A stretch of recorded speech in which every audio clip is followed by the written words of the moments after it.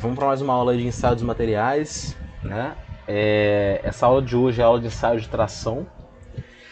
É o primeiro ensaio que a gente vai ver aqui na nossa aula, nosso curso, né? O ensaio de tração, como vocês já devem ter visto em algumas matérias anteriores, é um assunto bem amplo, tá? Então, por ele ser amplo, eu vou dividir em duas aulas. Vou falar um pouco dele hoje e um pouco dele na semana que vem.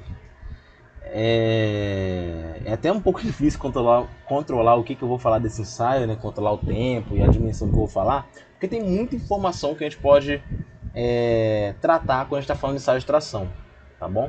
Mas vou tentar fazer esse controle aqui com vocês, beleza? Então vamos devagar aqui que vai dar tudo certo.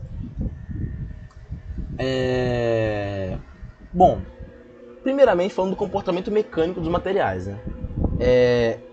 Como eu já adiantei na aula passada, o comportamento mecânico é a resposta de um material a algum tipo de estímulo, né? Que geralmente é uma força ou uma carga que está sendo aplicada. Então eu vou aplicar uma carga ou uma força, tem algumas condições na qual essa carga ou força é aplicada, isso a gente entra depois, e a gente avalia o comportamento do material que está sujeito a esse esforço, né? De acordo com a direção da carga, da magnitude da carga, da forma com a qual ela é aplicada, eu posso tratar sobre vários ensaios mecânicos. Por exemplo, ensaio de tração é um ensaio onde eu traciono meu material. Eu aplico um esforço de tração, né?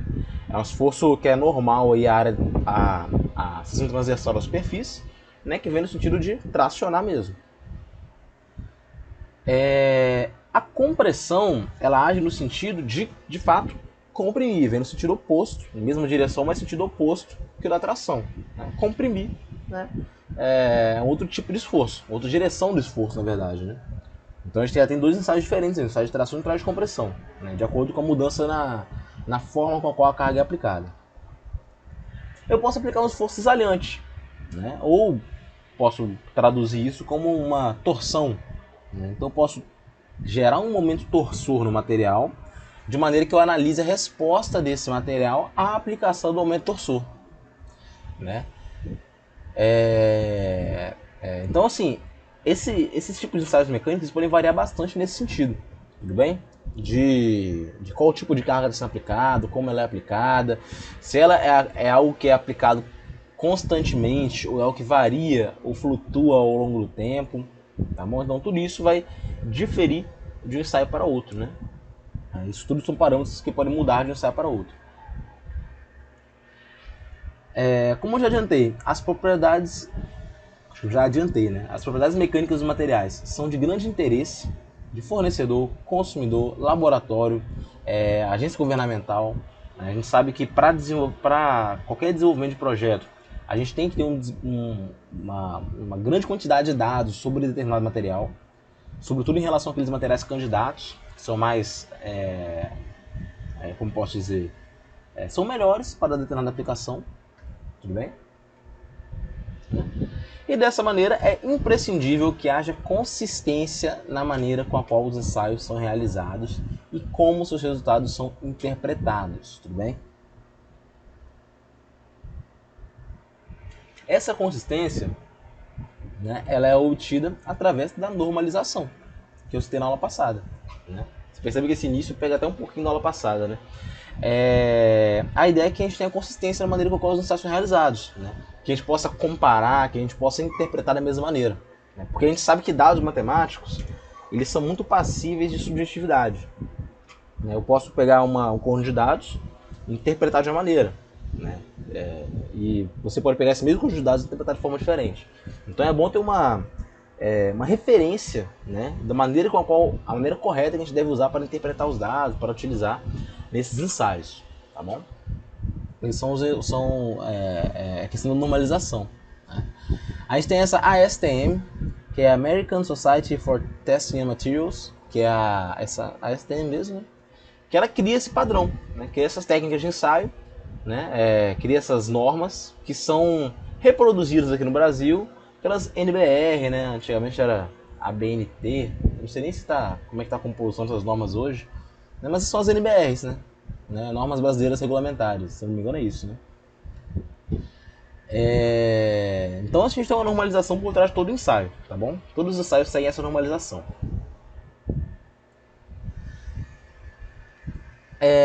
Bom, agora vamos passar um pouco para o lado do conceito de tensão e deformação, que é um conceito muito importante em se tratando do ensaio de tração, que é o nosso tema aqui hoje.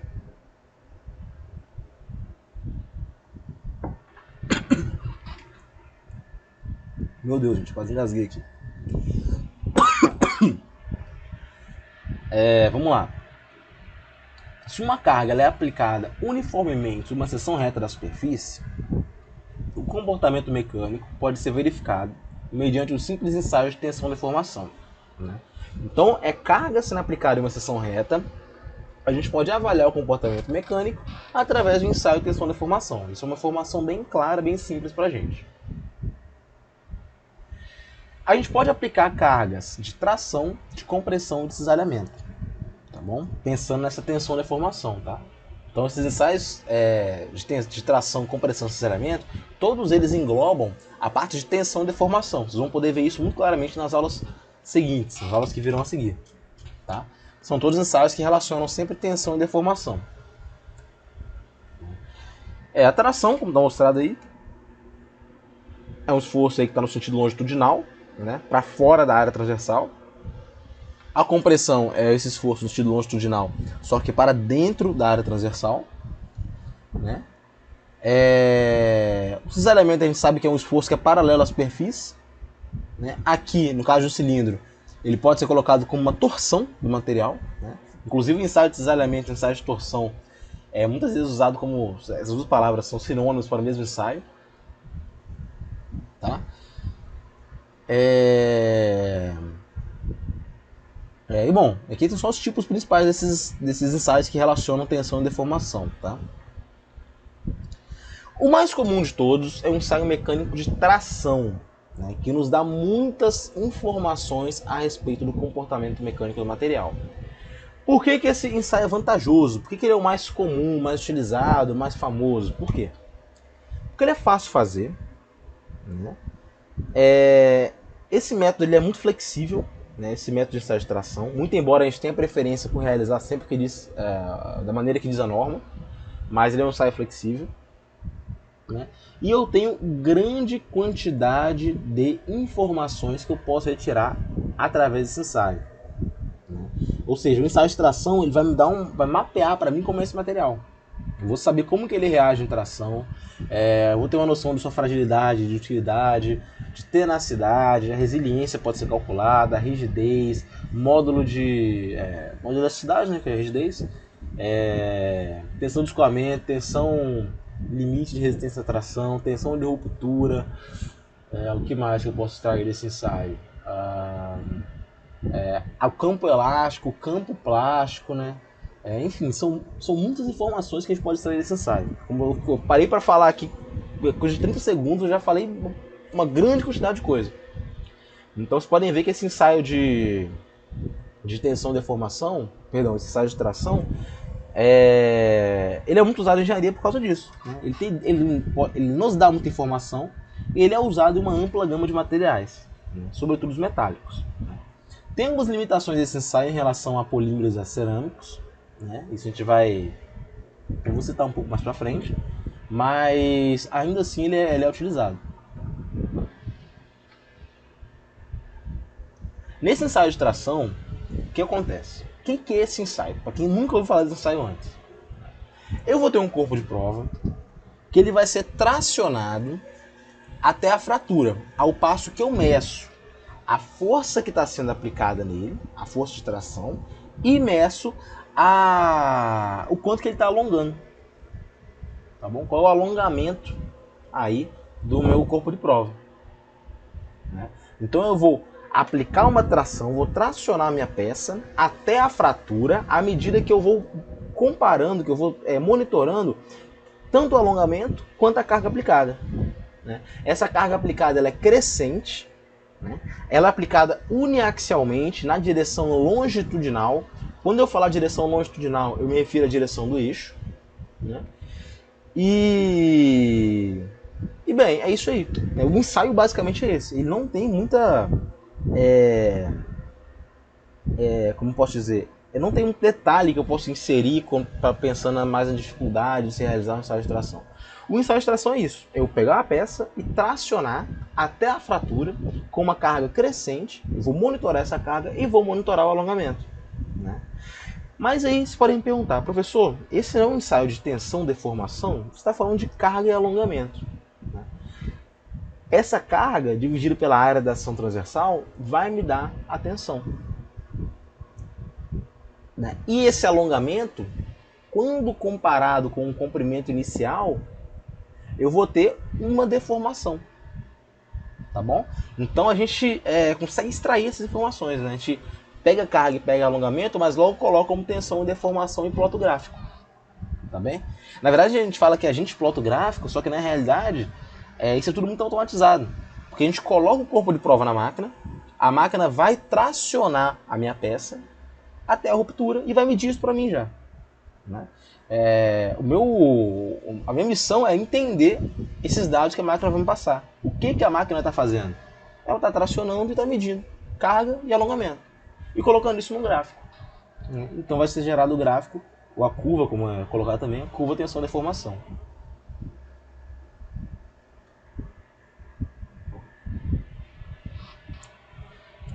Como vocês podem ver aqui embaixo, tem a imagem do corpo de prova, né? Esse corpo de prova está aí. Essa dimensão é padronizada, né? Isso não é algo conseguido arbitrariamente, tudo bem? Essas dimensões elas foram obtidas através de uma análise de como a deformação vai acontecer no material, né? Ou seja, esse corpo de prova ele é feito para falhar ali naquela área, onde está o desenho ali, bem no meio dele. Ele é feito para falhar bem ali, tudo bem? E todo o estado de deformação desse corpo ele é previsto, né, para que eu consiga extrair com mais qualidade os dados do ensaio de tração, tá bom? É importante a gente ter esses corpos de prova padronizados, né, para a gente ter uma padronização dos cálculos, né, para determinar a propriedade mecânica. Já vai ter propriedades importantes que podem ser determinadas aqui, como é o caso de porcentagem de alongamento, porcentagem de redução de área, tensão de escoamento, enfim.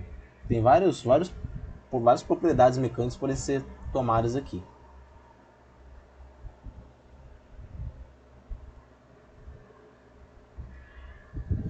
Bom, como acontece o ensaio? Eu já adiantei aqui, mas vou repetir. Esse corpo de prova ele vai ser preso numa máquina. Essa máquina vai ter uma extremidade que vai ser fixa e uma extremidade móvel. A extremidade fixa vai prender a base desse corpo de prova. A extremidade móvel vai prender a parte superior do corpo de prova. O que vai acontecer? A extremidade móvel vai se mexer para cima, vai tracionar o material, né? Imprimir uma deformação sob taxa constante no material, além de medir contínua e simultaneamente a carga instantânea aplicada e os alongamentos resultantes. A medição da carga é feita através de uma célula de carga e a medição dos alongamentos é feita através de um extensômetro, tudo bem? Então isso tudo é feito numa máquina de tração. No IFES, aí em Aracruz, eu falei aí em Aracruz porque eu não sou de Aracruz, sou de Vitória. Mas lá no IFES de Aracruz, eu lembro quando eu fui lá em março do ano passado, né, 2020, eu vi que a máquina de tração estava quebrada. Não estava funcionando, deu um erro nela, etc. Né? E o conserto dessas máquinas, quando elas quebram, geralmente é muito custoso. Então é difícil muitas vezes encontrar espaço no orçamento para se fazer manutenção desse tipo de máquina, né? Mas conversando com o Gripa, acho que mês passado, acho que em dezembro, não sei, ele me falou que como não teve aula no campo, sobrou uma verba aqui, um pouquinho de verba ali, e conseguiu encaixar para consertar essa máquina de tração, né? Ele falou que eles iam consertar lá, acho que um outro professor, eu não lembro qual agora, acho que o Mário Tasca, não sei, eu não conheço professores da área de materiais ainda, não tive oportunidade, mas falou que esse professor ia acompanhar o conserto dessa máquina, né? Geralmente o fabricante manda um representante para fazer esse tipo de manutenção, tá bom? Então é algo que vocês têm aí, que vocês têm no próprio campus, né? Se a gente estivesse em aula presencial, talvez a gente conseguiria até fazer alguns ensaios lá, tá bom? Não sei se vocês já chegaram a fazer quando estavam no técnico, né? Se algum de vocês já fez o curso técnico no próprio campus. Mas enfim, esse é o ensaio de tração, né? Desculpa a qualidade dessa imagem aqui, gente. É porque o livro que eu estou usando, que é o livro da Mauri Garcia, eu tenho ele versão física aqui. A versão que eu tenho dele online, que encontrei na internet aí, né? Não vou falar o site nem nada, mas não é nada difícil de encontrar, né? Porque eu não lembro o site que eu encontrei isso. Os primeiros 2 capítulos tá meio qualidade ruim, depois a qualidade fica boa. Não sei porquê, a própria digitalização do livro não tá boa. Mas enfim, essa imagem que eu coloquei só para mostrar o seguinte: apesar do ensaio de tração ele ser muito simples, né, bastante usado, eles têm algumas limitações. Por exemplo,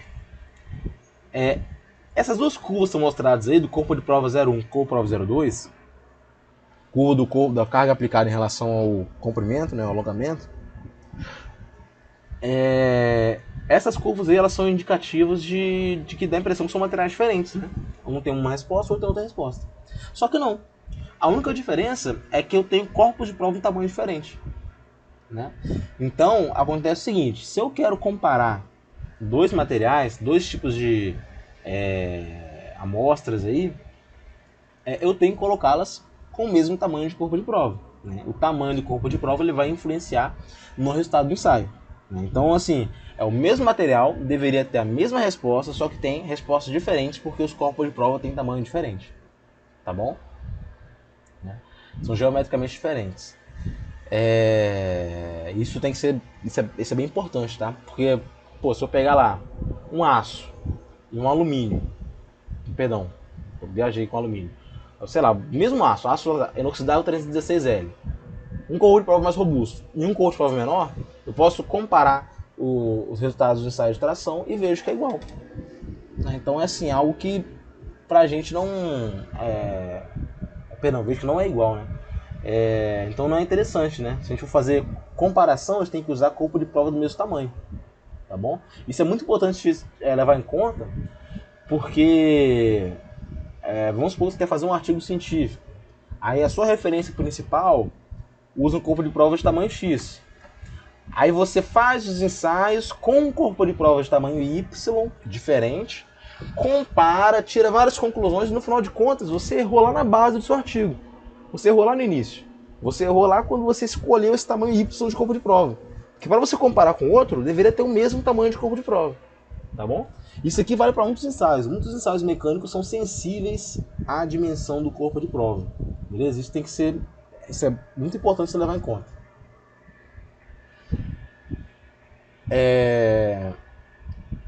O ensaio de tração ele entra dentro daquele ensaio destrutivo, né? Porque ele é feito até ocorrer a fratura do meu corpo de prova, até a fratura do material, né? Até a ruptura. Então ele é totalmente destrutivo. O corpo de prova fica inutilizado depois disso, né? E o resultado obtido é um gráfico de força por alongamento, né? Que logo é traduzido como tensão por deformação.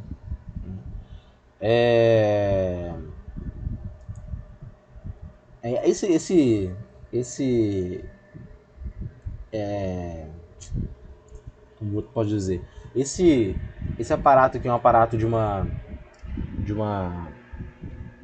máquina de tração, né? Uma máquina de ensaio de tração, né? Aqui na esquerda são representativos de como funciona, né? Tá o corpo de prova ali no meio, as garras prendendo, a força sendo feita no esforço trativo, uniaxial, em uma direção só, né? E aqui na direita tem a máquina real, né? Que acho que é similar à máquina que tem lá no IFES, né? Que é um aparato grande, né? Com um computador ao lado que vai plotar o gráfico à medida que a gente faz o ensaio, tá bom? Então esse a metodologia de ensaio é essa. Agora vamos aos pormenores, assim, que são muitos, né, em relação a esse ensaio. Como eu falei, eu pego a força e o alongamento. Só que eu não vou plotar o gráfico de força para o alongamento. Para minimizar alguns fatores geométricos, é convenção, é comum que a gente plote gráficos de tensão por deformação, né? O que é a tensão? A tensão é a força sobre a área. Então é a força que eu medi, eu divido pela área inicial do meu corpo de prova, da seção transversal do corpo de prova.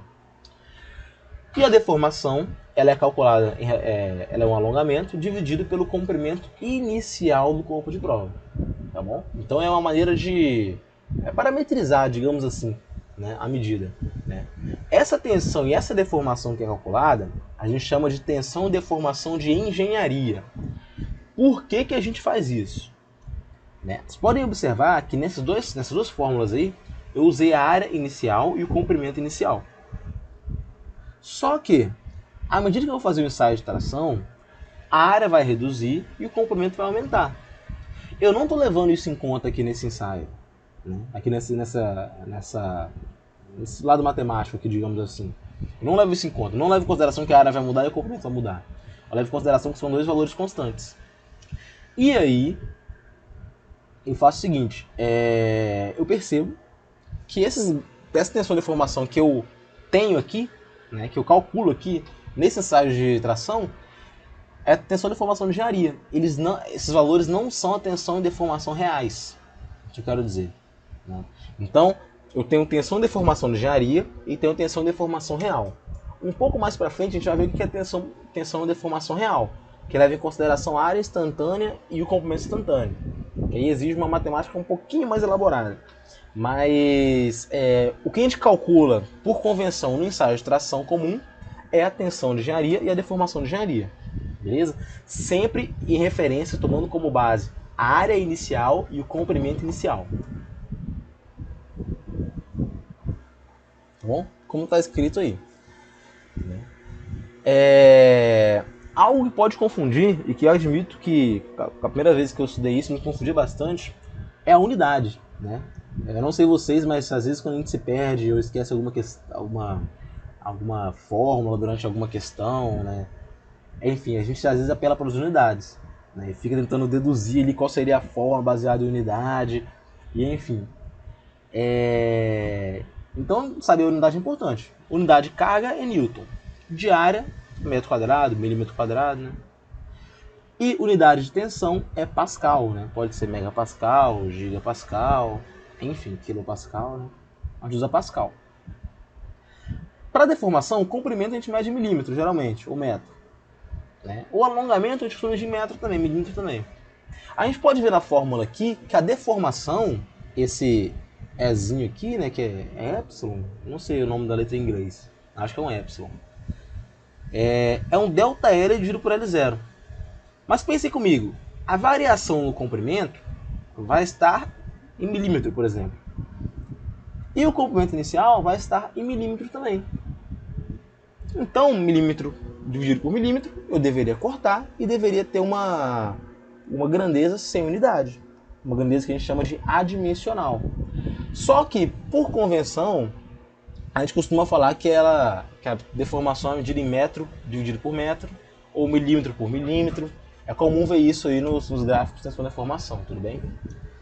Então é uma maneira de se representar, mas a deformação mesmo, ela é uma grandeza adimensional, ela não tem unidade. Em alguns casos, essa deformação ela pode ser expressa em porcentagem. Como assim?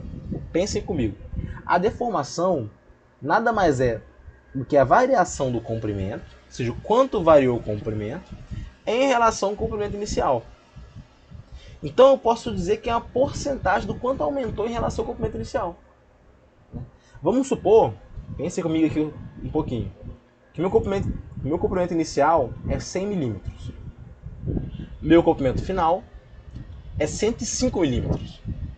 Ou seja, ele aumentou 5 milímetros. Então quer dizer o seguinte, que a variação aqui, o ΔL é 5.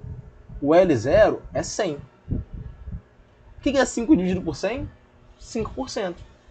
Então, às vezes, nos gráficos, em vez de aparecer questão de milímetro por milímetro ou metro por metro, ele coloca a deformação em porcentagem, que é o quanto que variou o comprimento em relação ao comprimento inicial. Tá bom? Isso é muito comum quando a gente fala de polímeros, né? Porque os polímeros eles deformam muito.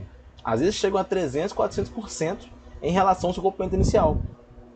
E aí, para expressar isso no gráfico, a gente coloca na curva, né, tensão de deformação, a gente coloca porcentagem, tá bom?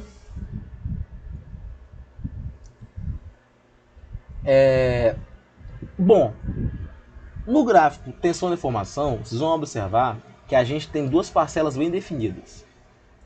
A parcela elástica e a parcela plástica, tá bom?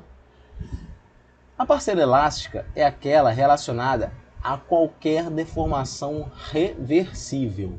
Toda vez que ouvirem falar a palavra elasticidade, pensem sempre em algo reversível, tá bom?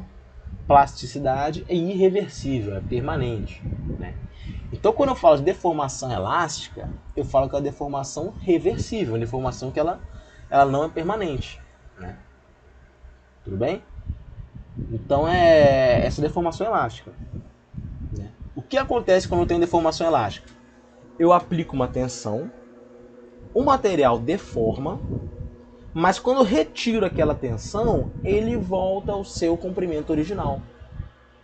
Ou seja, o que ele deformou antes foi reversível, porque ele voltou ao seu comprimento original quando eu removi a carga. Então esse é um comportamento elástico, completamente elástico. Essa é a deformação elástica, tá bom? A gente tem uma parte no gráfico tensão e deformação que é uma reta, né? Eu até botei um gráfico aqui antes, deixa eu voltar aqui um pouquinho. Podem ver que esse gráfico aqui tem a parte dele que bem do início que se assemelha a uma reta. Essa parte que é uma reta é a parte relacionada à deformação elástica, tá bom? É a parcela da curva tensão-deformação que corresponde ao campo elástico. Então é uma reta, tudo bem? Então essa parte da reta é o campo elástico. A gente fala, é o campo onde qualquer deformação naquele campo ali é uma deformação reversível, tá bom? Se eu passar daquele campo, aí eu já começa a deformação permanente. Do ponto de vista de ligação atômica, do que eu estou falando? Eu estou falando que a deformação elástica é como se a ligação ela se esticasse. E quando eu tirasse a força, a ligação voltasse ao seu comprimento normal. A deformação plástica ela já seria referente a uma quebra de ligação atômica. Ou seja, não tem como voltar ao normal, porque a ligação quebrou. Tá bom? Pensando mais a ligação como se fosse uma mola, né? Então, entre ligação entre dois átomos, né? Então então essa é a relação aí entre tensão e deformação, tá bom? Essa é a relação aí, essa é a relação aí do campo elástico, tá? Agora se atentem, eu falei que tem uma relação linear entre tensão e deformação. Em curvas, você deve lembrar lá de geometria analítica, né? Quando eu tenho uma relação linear, quer dizer que as duas grandezas são proporcionais. E daí a gente vem com essa equação, né? Essa equação aqui é a lei de Hooke, né? Eu espero que vocês tenham visto isso em ciências materiais, espero que seja só uma lembrança agora aqui, que vocês estejam só lembrando dessa parte, né? Mas essa é a lei de Hooke, né? O que ela diz? Ela diz que o produto, a razão entre a tensão e deformação é um valor constante, tá bom? Isso que torna esse campo elástico linear, tá bom? Então a razão entre tensão e deformação é um valor constante, que é esse valor de E, né? Esse valor de E é o que a gente chama de módulo de elasticidade ou módulo de Young, né? Eu prefiro chamar de rigidez, né? Rigidez do material, né? Então quando a gente pega a curva tensão-deformação na parte elástica, que é a parte linear, né? Isso, pela própria geometria, a gente pode ver que esse valor de E, que é a rigidez, é a inclinação da reta, né? É o coeficiente angular, né? A derivada dessa curva aí, né? dessa reta, né? Então esse é o valor de E, tá bom? Esse é o valor aí da tensão dividida pela deformação, né? A constante de proporcionalidade, né? Que vai representar uma grandeza do material, uma propriedade do material. Esse é o valor de E. Então essa equação aqui, quando eu falo de elasticidade, ela é a mais importante. Isso aqui tem que estar na veia de vocês, né? O que ela quer dizer então? quer dizer que tensão dividido por deformação é igual a E, é igual a rigidez. Lembrando que essa equação, por favor, essa equação ela só vale no regime elástico. Ela não vale no regime plástico. Aqui é aquela parte linear da curva, tá? Depois que a curva começa a tomar um outro formato que não linear, aí eu não tenho mais como definir que é rigidez. A rigidez ela é definida apenas na parcela elástica, tá bem? Só na parcela elástica.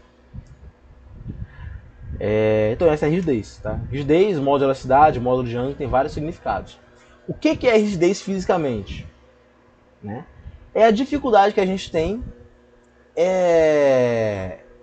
em deformar o material elasticamente. Né? Vou dar dois exemplos extremos aqui.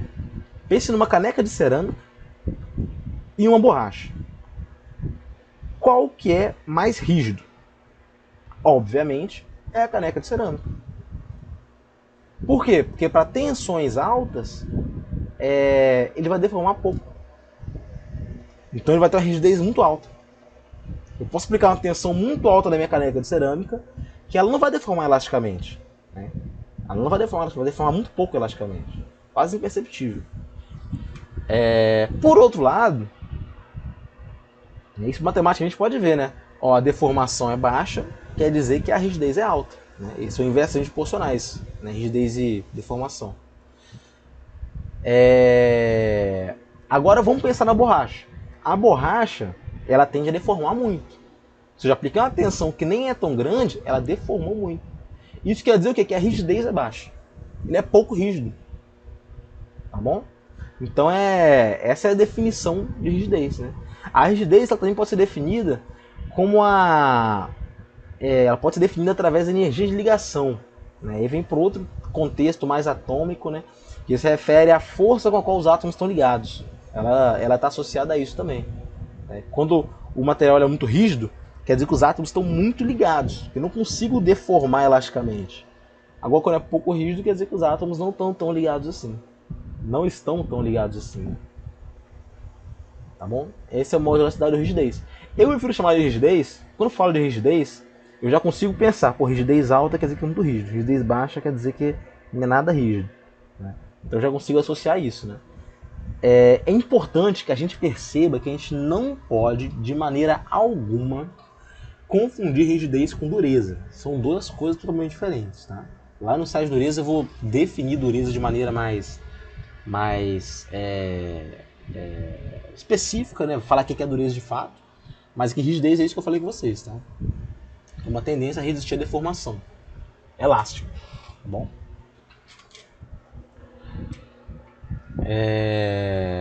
Esse parâmetro é muito importante, né, para selecionar materiais para projeto, questão da rigidez, tudo bem? Né, vocês podem ver, vocês se não estão fazendo, já fizeram a parte de resistência dos materiais. Vocês vê que rigidez nessas contas de resistência costuma aparecer, né, porque é um fator muito relevante quando se trata de resistência dos materiais, e por isso que ela é relevante também na seleção de materiais para o projeto. Tá bom? Essa é a rigidez. Uma coisa importantíssima em relação à rigidez, em relação ao modo de elasticidade, é que o modo de elasticidade, ou a rigidez, ele é independente da microestrutura do material. O que isso quer dizer? Vamos supor que eu tenho um material que ele tem uma estrutura CCC. Eu faço uma transformação nele e vai para CFC. As propriedades mudam. Algumas propriedades mudam quando eu mudo a estrutura. Né? Estrutura e propriedade estão relacionadas, como foi na aula passada. Porém, a rigidez ela não é uma propriedade dependente da microestrutura. Tá bom? Ela não depende da microestrutura. Eu posso mudar quanto for a microestrutura que ela não vai mudar. A rigidez está muito associada à natureza da ligação atômica. Né, a força de ligação atômica, os elementos que compõem aquele material. Então está muito voltado a um conceito muito íntimo do material, da ligação dos elementos que compõem aquele material. Eu mudar a estrutura, eu não vou mudar o tipo de ligação, de maneira geral. E aí eu não vou mudar a rigidez. Porém, a rigidez ela muda com outros fatores. Por exemplo, temperatura. A temperatura vai mudar a rigidez. Porque pensa que está associada à ligação atômica. Quando eu aumento a temperatura, eu estou aumentando aquela vibração molecular. Né? Então, a maneira com a qual a ligação atômica ocorre, ela é um pouco afetada pela temperatura. Né? Não vai alterar a natureza da ligação, obviamente, mas vai afetar e, consequentemente, vai mudar a rigidez. Tá bom? Aqui eu tenho uma tabela que está em inglês, né? Mostrando algumas ligas metálicas, né? Alumínio, bronze, cobre, magnésio, níquel, aço, titânio, tungstênio, né? Modo de elasticidade, que é a rigidez, né?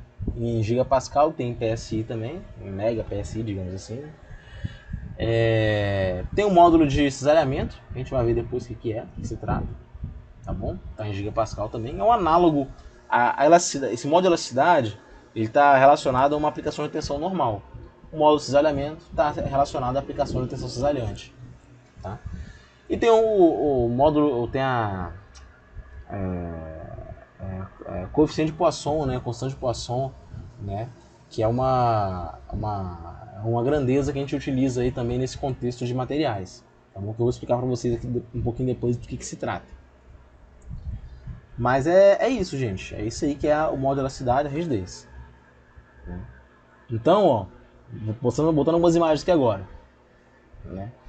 Eu tenho o gráfico de tensão e deformação. Essa parte vermelha, que é a parte linear, é a parte onde está acontecendo a deformação elástica. Tá bom? Ou seja, apliquei a carga, ele deformou. Retirei a carga, fiz a descarga, ele volta ao seu estado original. Tá bom?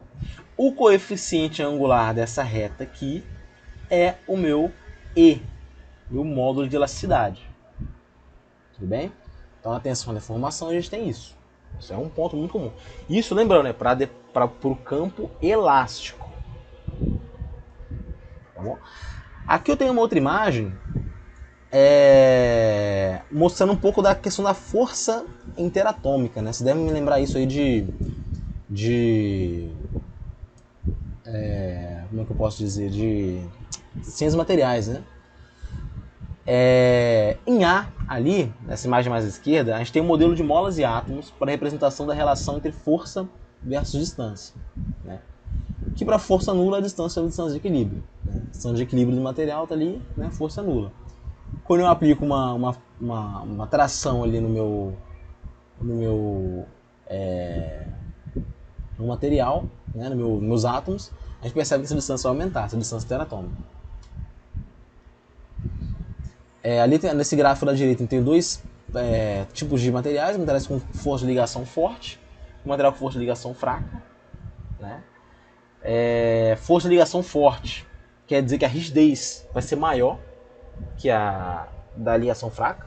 Né? Então, como eu falei, só recapitulando aqui, a rigidez está associada à natureza da ligação. Ligação forte quer dizer que o material é muito rígido. Ligação fraca quer dizer que o material é pouco rígido. Tá bom? Vou dar só um exemplo de outra propriedade, né, digamos assim, que se relaciona com isso, que é a temperatura de fusão. Vou dar aquele exemplo que eu dei da caneca de cerâmica e da borracha. O que é mais fácil fundir? A borracha ou a caneca de cerâmica? Obviamente a borracha. Porque a borracha ela é feita majoritariamente de ligações covalentes, que são mais fracas por natureza do que ligações iônicas, que compõem material cerâmico. Né? Então essas ligações iônicas elas conferem a esse material uma rigidez maior, uma maior temperatura de fusão, né? Ou seja, é mais difícil fundir, porque para fusão eu tenho que gerar uma... como é que eu posso dizer? Os átomos agrupados no estado sólido eles têm que se desagrupar. Né? Então, para eu gerar esse desagrupamento, digamos assim, né? Essa palavra não ficou nem bonita, eu tenho que dar muita força, muita energia. E muita energia quer dizer que a gente tem uma temperatura muito alta. Então eu tenho um alto ponto de fusão.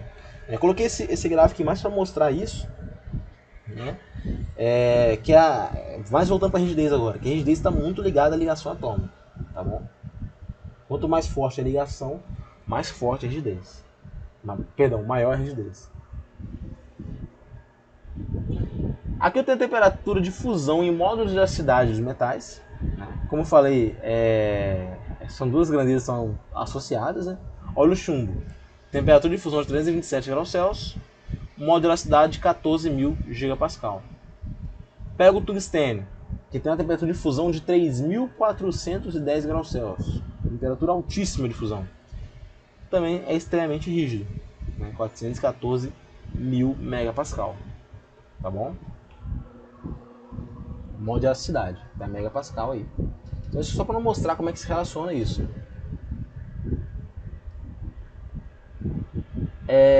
Aqui nessa esquerda aqui então, vamos começar a ver então de fato os gráficos aí de tensão e deformação. Aqui eu tenho um diagrama de tensão e deformação para o alumínio e para o aço, tá bom? Para o alumínio e para o aço, né? Em cima o aço, embaixo o alumínio. Né? Lembrando que para plotar os dois na mesma curva, quer dizer que no mínimo eu tenho que ter a mesma condição de ensaio, o mesmo tamanho de corpo de prova, tá? Não faz sentido plotar se as condições são totalmente diferentes. A curva de cima é a curva A, é a curva do aço. Né? O que acontece nessa curva A? Eu tenho aqui a parte reta. Vocês podem ver muito claramente isso aqui. Eu posso estar passando o mouse por cima. É a parte linear. Essa parte linear é a parte elástica. Então tem uma região que a gente chama de região elástica. Né? Ela vai até 0,001 milímetro por milímetro. Esse ponto máximo aqui, que é o ponto que a gente fala que é onde termina a região elástica, a gente vai entrar nesse mérito depois, né? Tentar traçar o que é esse termo de região elástica, é 210 megapascal. Né? Então esse ponto aqui ele determina o fim da região elástica. Né? Aí pense comigo, de acordo com a lei de Hooke, EA ele vai ser a tensão 210 dividido pela deformação nesse ponto A também, 0,001. Isso vai me dar que a rigidez vai ser igual a 210 gigapascal, que na média, para um aço genérico, essa é a rigidez. Para o alumínio, se a gente fizer o mesmo esquema, a gente vê que a região elástica é bem menor, né? A tensão para chegar nessa região também é menor, e eu tenho aqui 70 gigapascal de rigidez, ou seja, 3 vezes menor que a do aço. Tá? Então, assim, pensando do lado da rigidez, o aço é bem mais rígido que o alumínio, sem dúvida nenhuma. Tá? Só que o alumínio tem suas propriedades boas, né? Tem suas propriedades boas. Né? O alumínio é muito leve, tem essa vantagem, abre uma vasta gama de aplicações, né? Se o fato do alumínio ser leve. Aqui na direita tem outra imagem, mostrando a variação do modo de elasticidade com a temperatura para alguns materiais policristalinos. Olha como pode variar o modo de elasticidade em relação à temperatura. À medida que eu aumento a temperatura em Kelvin no eixo horizontal e no eixo vertical a rigidez. Pode aumentar muito, tá bom? Pode diminuir muito à medida que eu estou aumentando a temperatura. A tendência é, aumentou a temperatura, a tendência é que a rigidez se reduza. Tá?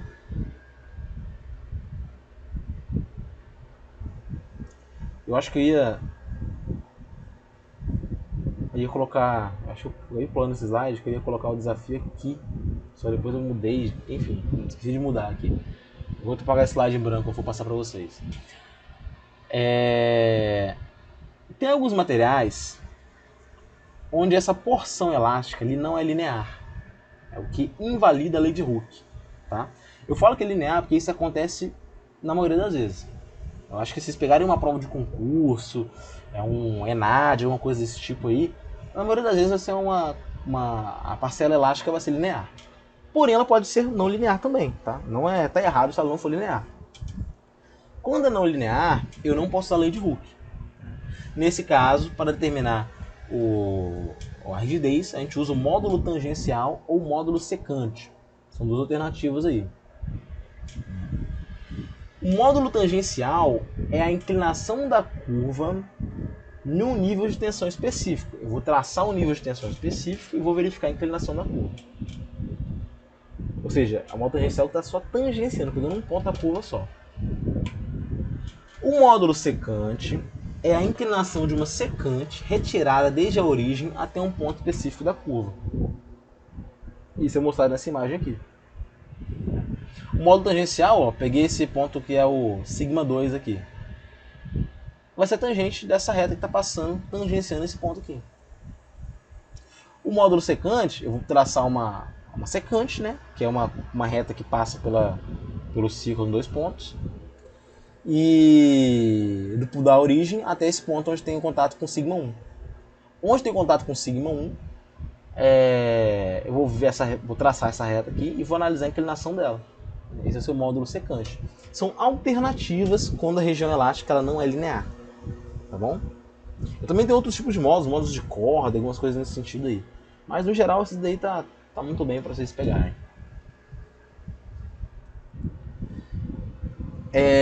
Como resultado da carga de tração, isso é muito importante de se perceber. Quando a gente aplica uma tração no material, que a gente traciona o material, a gente vai ver que ele vai ficando mais fino. Né? Esse ficar mais fino, a gente traduz como constrição lateral. O que é isso? Ele reduz a área. Né? Enquanto eu aumento o comprimento, a área é reduzida. Tá bom? Essa é a constrição lateral. Para uma tensão uniaxial, ou seja, uma apenas na uma direção, e um material isotrópico, onde eu não tenho direcionalidade de propriedades, a gente pode definir o coeficiente de Poisson como sendo a relação entre deformação lateral e axial. Então, o Poisson, esse Vzinho aí que a gente fala, é uma relação entre o quanto que vai reduzir de área se eu aumentar um tanto de comprimento. Ele relaciona a deformação no sentido longitudinal com a deformação no sentido transversal. Ele serve para isso, tá? Como está mostrado aí na imagem. Tracionando, a ideia é que aumente o comprimento e reduza a área, na proporção que é dada por Poisson. E quando eu estou comprimindo, acontece o contrário. Quando eu estou comprimindo, eu tenho um aumento de área e uma redução de comprimento, obviamente. E aí eu vou ter vou ter um limite de Poisson também, um coeficiente de Poisson também bem determinado. Então isso acontece. Tanto que em ensaio de compressão eu tenho problemas no ensaio por causa disso, que é o que a gente chama de embarrilhamento, que eu vou passar para vocês algumas aulas para frente. Mas essa constrição lateral no ensaio de tração é comum, tá bom? Isso já, o corpo de prova já é feito pensando que isso vai acontecer. Beleza? Então o coeficiente de Poisson serve para medir isso. Né? E eu consigo relacionar também o coeficiente de Poisson com outros fatores aí. Como, por exemplo, a questão de... posso relacionar modo de elasticidade com modo de cisalhamento através do coeficiente de Poisson. Enfim, tem algumas utilidades aí matemáticas também, além disso. Para falar do campo elástico, terminar de falar do campo elástico, eu tenho que falar da resiliência com vocês. Resiliência hoje em dia é uma palavra que todo mundo fala da boca para fora, né? Que é muito usada aí pelos coaches, né? Os mais diversos coaches usam muito a palavra resiliência, que a gente tem que ser resiliente, né? E concordo que tem um sentido fora de ciências materiais, né? Que é bem interessante, bem útil também para uma pessoa que está querendo superar algum ponto da sua vida, né? Mas para a ciência dos materiais, resiliência tem um significado diferente. O que é o significado da resiliência para materiais? A resiliência é uma propriedade, tá bom? É a capacidade do material absorver energia quando é deformado elasticamente e depois, com o descarregamento, recuperar essa energia. Então o que acontece? Ele absorve energia quando é deformado e quando eu tiro a carga, ele recupera essa energia. Tá bom? Então essa é a resiliência. Né? A capacidade de absorver essa energia e soltar à medida que a carga é retirada, recuperar. Então é uma propriedade do material. Tá? Dentro das propriedades, essa daí talvez seja uma que a gente tem um foco menor. Né? A propriedade de fato, numericamente falando, é o módulo de resiliência, que representa a energia de deformação por unidade de volume, para tensionar o material de um estado sem carga até o seu limite de escoamento, né? Limite de escoamento, eu vou falar disso com mais detalhes para frente, mas é o limite onde termina a deformação elástica. Então ele basicamente quer, esse modo de resiliência, ele mede o quanto de energia de deformação por unidade de volume é preciso para pegar um material que não está carregado e tensionar ele até o limite de escoamento, tá? Então ele mede isso, né? Matematicamente falando, o que é esse limite de escoamento? Ele seria uma integral da curva do início da origem até o limite. Perdão, eu troquei o que eu ia falar aqui agora, né? O que é essa resiliência, esse modo de resiliência? O modo de resiliência, ele é a integral é a área debaixo da curva, né? Do ponto de origem até o limite de escoamento, tá bom? É a área debaixo da curva na região elástica apenas, tá? Então ele é colocado como UR, né? E matematicamente a gente fala que é meio, né, da tensão de escoamento vezes a deformação associada à tensão de escoamento, né? Ou seja, é como se fosse a área desse triângulo aqui, é a aproximação que a gente faz. O ideal seria fazer integral mesmo, né? Mas a gente aproxima pela área desse triângulo aqui, né? Que é meio da base das alturas mesmo, tá? A gente aproxima por um triângulo aqui e consegue medir isso, beleza? Até porque a tendência é linear, então o erro não é tão grande assim. Mas o ideal mesmo é fazer uma integral por debaixo dessa área aqui. O modo de resiliência, então, ele é meio da tensão de escoamento vezes deformação de escoamento, né? Se eu posso fazer alterações matemáticas aqui, por exemplo, usando a lei de Hooke, eu posso trocar a deformação de escoamento por isso aqui, pela tensão de escoamento dividido por E. Então eu posso modificar e colocar a fórmula dessa maneira aqui também. Mas isso é uma bobeira matemática, tá? A fórmula mesmo está aqui em cima. Modificá-la é besteira, tá? Então esse modo de resiliência, esse é como calculado, como ele é calculado, tá bom, gente? Enfim, finalizando nossa aula de hoje, então, comecei a falar sobre o estado de tração, acho que falei bastante já, e eu vou deixar com vocês agora um desafio, que é o desafio 2, né? Eu passei o desafio 1 na aula passada e agora o desafio 2. O que é esse desafio 2? Eu não falei aqui na aula, mas para determinar o modo de elasticidade, eu posso utilizar alguns métodos que envolvem frequência natural de vibração. A gente utiliza alguns conceitos de vibração para isso, tá? Não é nada muito profundo. Eu imagino que vibração seja o 7º período, né? Então a maioria de vocês não deve ter visto ainda. Não se preocupem de tentar deduzir fórmulas, esse tipo de coisa, né? Mas qual é a ideia desse desafio? Eu quero que vocês me apresentem esse método de medir a elasticidade, né, através da frequência natural de vibração. No livro da Mauri Garcia, no próprio capítulo de estado de tração, ele já começa falando disso, fala um pouquinho. E lá no apêndice, ele fala mais um pouco. Então, se vocês conseguirem, como é que eu posso dizer, sintetizar o que está no livro, já é excelente para mim, tá bom? Não poupe detalhes do que se refere a como deve ser realizada a medição, tá? Então, se quiserem pegar algum material complementar para deixar bem detalhado mesmo, excelente. Não deixe de explicar com detalhes a base matemática por trás dessa medição. Quando eu falo base matemática, eu não quero que vocês deduzam, mas eu tenho fórmulas lá, né? Tenho fórmulas para fazer medição. Então, quero que pelo menos vocês me falem o que é o que na fórmula, né? Como que eu meço o que é cada parâmetro na fórmula, né? Então, eu acho que é legal ver isso também, né? E quero considerar 2 casos, né? O caso de uma barra de seção transversal retangular e o caso de seção transversal circular.